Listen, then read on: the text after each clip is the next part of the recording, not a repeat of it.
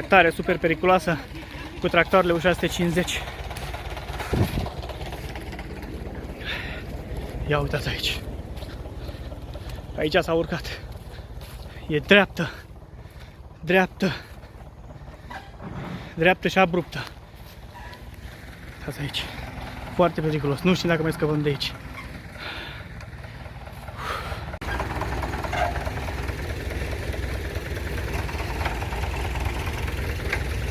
Să vedem ce se face. Hai, dai, dai! Aia, te trebuie numai un pic. Hai de mine. Stai așa! L-am legat pe copac, să vedem să-l tragem, să treacă de fag. Hai de capul meu. Trebuie să treacă de fag. Hai? Că ajunge. Sau vin uite până la pica, vin cu pulul asta. Ia și să dăm două. Da, mă! Ne dăm mai aproape cu celălalt tractor. Legăm mai din scurt. Să vedem, poate reușim. Uai, de dacă filmam urcarea, era să dea peste cap tractorul. Uai de capul meu. Hai, dai că îl trage! Îl trage, hai! Dreapta, dreapta, invers, invers!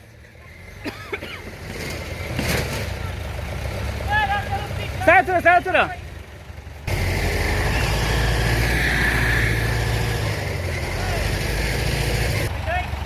Tu lasă-l alătură, lasă-l! Mai dai drumul la cablu! Atât, atât! Stai așa!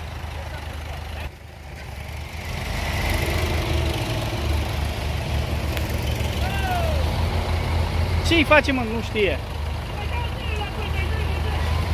Mai dau înțeleg înapoi! Să mai dea înapoi!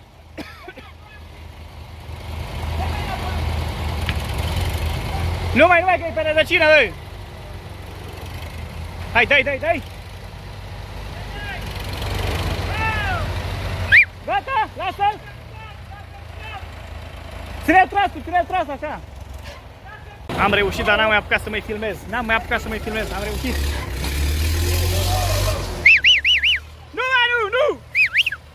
Nu! Lasă-l așa!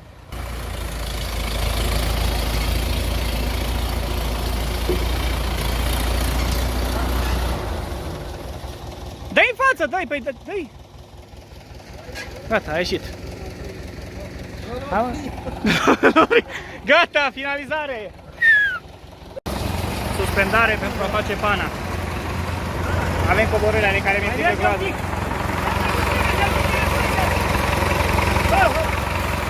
Ia, repede, repede!